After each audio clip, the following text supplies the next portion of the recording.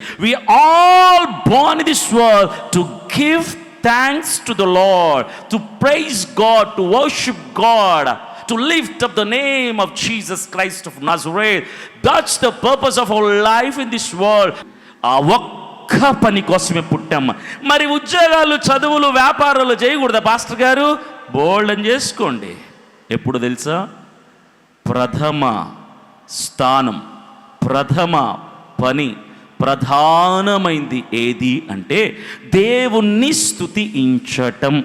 అది మొదటి పని. ఆ పని కోసమే మనం పుట్టాం. దేవుడు దేవదూతల్ని తయారు చేసుకుంటే సంగీత వాయిద్యాలతో కోటాను కోట్ల దేవదూతలు దేవుణ్ణి స్తుతిస్తూ ఉంటే ఆ ఆనంద పరవశంలో దేవుడు మునిగిపోయేవాడు. ఆయన తయారు చేసుకున్న వాళ్ళ ద్వారా దేవుడు పొగడ్తలు అందుకోవడానికి ఇష్టపడతాడు.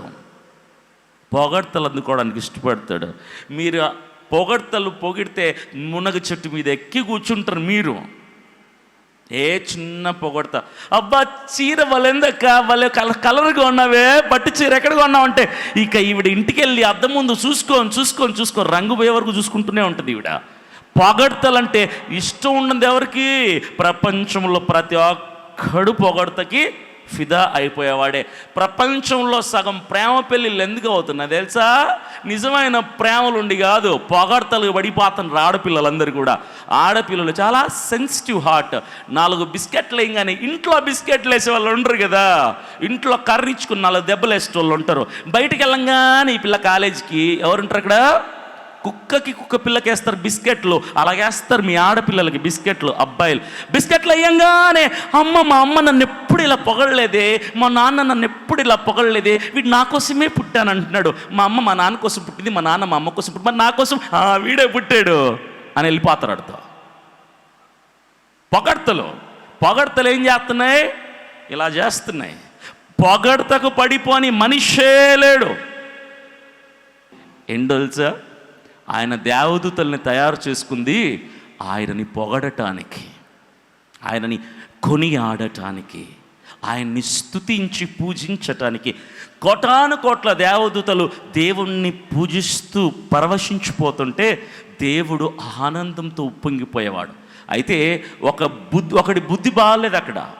ఒకటి బుద్ధి బాగాలేక మనం ఎంతమందికి నాయకుడిగా ఉన్నాం, మన బ్యాక్గ్రౌండ్ ఏంటి, మన స్టేటస్ ఏంటి, మన వెనక ఉన్న జనం ఏంటి, మనం పిలిస్తే పలికేవాళ్ళు, లేమంటే లేయేవాళ్ళు, ఆపండ్రా అంటే ఆపేవాళ్ళు, మన మాటకు లోబడేవాళ్ళు ఎంతమంది ఉన్నారు అసలు ఇక్కడ అని ఒక్కసారి వాడు వెనక్కి తిరిగి చూసుకున్నాడు. ఆ నాయకుడు వెనక్కి తిరిగి చూసుకోగానే కోట్ల మంది కనపడ్డారు.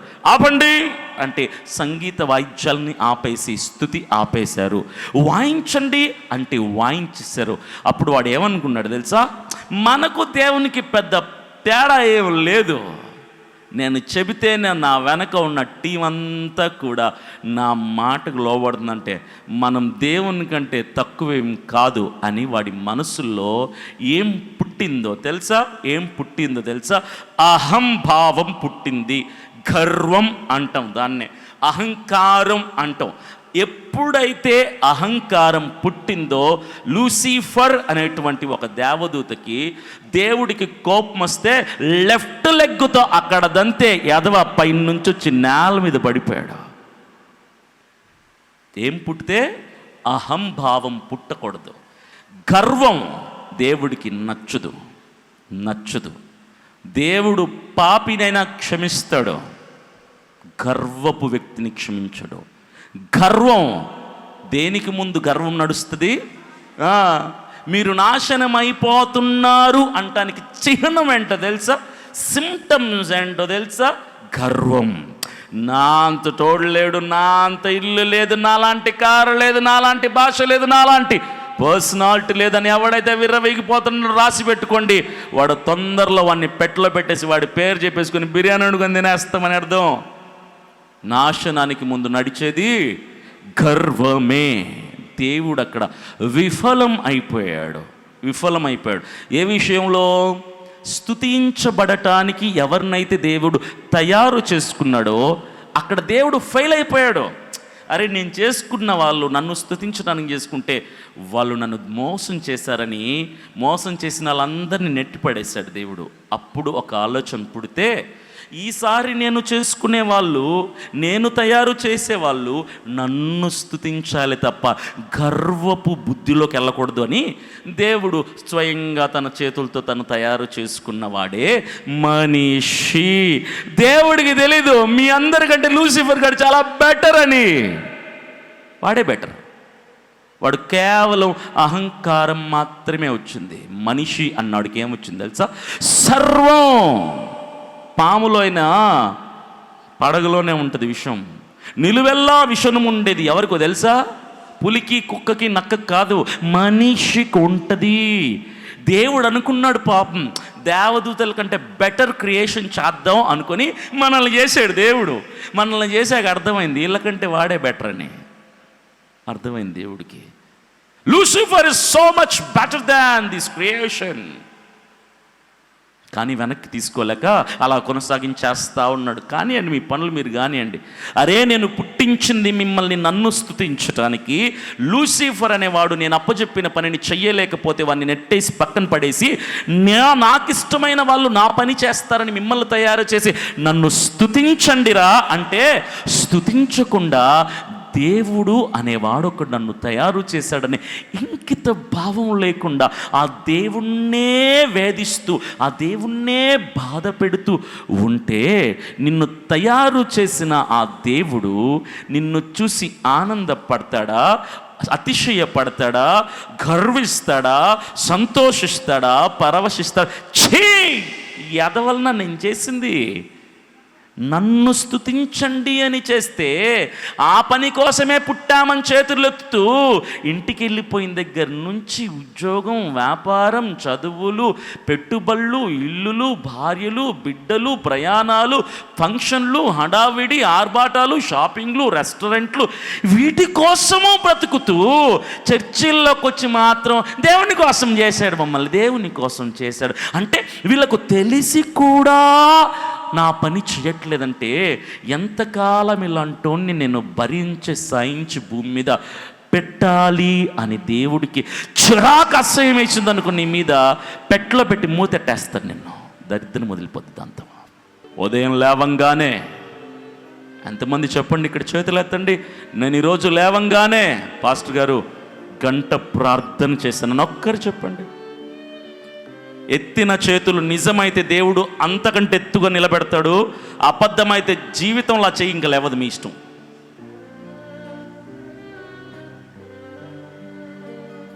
ఉదయం లేవంగానే ప్రార్థన, that's the giving first priority to the lord. దేవునికి మొదటి ఆధిక్యత ఇచ్చేవాడు.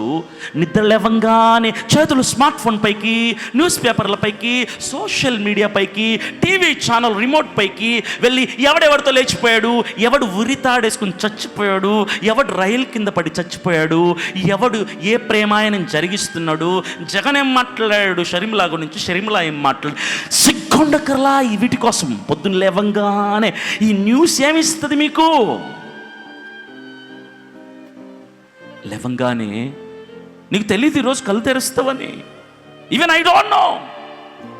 అభినయ్ దర్శన్ అనే ఒక వ్యక్తి ఈరోజు బతికుంటాడని నన్ను కన్న మా అమ్మకు కూడా తెలీదు. దేవుడు నాకు మరొక అవకాశం ఇచ్చాడు. ఎందుకు తెలుసా? సత్యం తెలుసుకొని సత్యాన్ని నెరవేర్చడానికి బతుకుతాడేమో ఈరోజైనా చూద్దాం. మీరు దానికి పెట్టుకున్న పేరు కృప. కృప కృప అంటే ప్రతి ఒక్కడికి చులకనే. అవకాశం అను బాగుపడతా. ఈ అవకాశంలో అయినా, ఈరోజు దేవుడిచ్చిన అవకాశంలోనైనా నువ్వు ఎందుకు పుట్టావో అన్న సత్యాన్ని తెలుసుకొని నీ రెండు మోకాళ్ళు నేల మీదికి, రెండు చేతులు ఆకాశం వైపుకి ఎత్తగలిగి మొదటి గడియలో దేవునికి నీ మొదటి గడియ ఇచ్చి ఆ గడియలో స్తుతించగలిగితే దేవుడు నిన్ను ఉన్నత స్థానంలో కూర్చోబెడతాడు. చప్పట్లు కొట్టి ప్రభుని మహిమపరుస్తాడు. That's the purpose of our lives. దేవుడు మనల్ని పుట్టించింది దేవుణ్ణి స్తుతించటానికి. ఆ పని చెయ్యాలి మనం. పొద్దున్నే లేచి ప్రార్థన చేయమన్నారు అభినయ్ దర్శన్ గారు అని చెప్పి రేపటి నుంచి పొద్దున్నే లేవాలని అలారం పెట్టేసుకుని లేచి మోకాళ్ళు లేచి, రే పేపర్ రెడీగా ఉంది కదా, పేపర్ బట్రా. ఏం పేపరు? ప్రార్థన అంశాలు పాస్టర్ గారు, ప్రార్థన అంశాలు. నీ ప్రార్థన అంశాల చిట్టాను తీస్తే దేవుడు కూడా భయపడి దాక్కుంటాడు వెళ్ళిపోయి. నీ కోరికలు వినలేక. ఎవడికి కావాలి నీ కోరికలు? ఎవడికి కావాలి నీ కోరికలు? అరే నువ్వు పుట్టింది నన్ను స్తుతించటానికంటే అదే చేత కాకుండా మరలా మోకరించి ప్రార్థన చేసేటప్పుడు కూడా దేవుని పని చేయకుండా ప్రార్థనలో అక్కడ కూడా ఈ పనికి మాల కోరికలే. ఇల్లి ప్రవ్వా, పెళ్ళి ప్రవ్వా, చదువు ప్రవ్వా, ఆస్తి ప్రవ్వా, ఆరోగ్యం ప్రవ్వా, నా బొంద ప్రవ్వా. మోకరించినప్పుడు కూడా నీ పనులే, దేవుని పని కాదది. నేను ప్రార్థన చేస్తే దేవుని గంట ప్రార్థన చేస్తే 55 నిమిషాలు దేవుడు చెప్పిన పని అంటే దేవుణ్ణి స్తుతించటం మాత్రమే చేస్తాను నేను. దేవుడు చూస్తున్నాడు. అబద్ధమైతే దేవుడికి నన్ను ఏ వేదిక ఎక్కించడు. 55 నిమిషాలు కేవలం దేవుణ్ణి ఘనపరుస్తాను నేను. నా నోటితో కేవలం దేవుణ్ణి ఘనపరుస్తా. నేను ప్రార్థన పాయింట్లే అని చెత్తా చెదరం ఏం రాసుకో. చివరి 5 నిమిషాలు ఉంటాయే, 5 నిమిషాల్లో ఆరోగ్యం, కుటుంబం, దేశం, ప్రజలు, రక్షణ కొరకు పరితపిస్తున్న, నాశనమైపోతున్న నీ ప్రజలు, సేవ, ప్రయాణంలో క్షేమం, వీటి కొరకు చివరి 5 నిమిషాలు మాత్రమే నేను దేవునికి కేటాయిస్తాను నా అవసరాలను అడగటానికి. అంతే, నా పని నేను చేస్తున్నా. దేవుణ్ణి స్తుతించటమే మానవుని యొక్క ప్రథమ లక్ష్యం.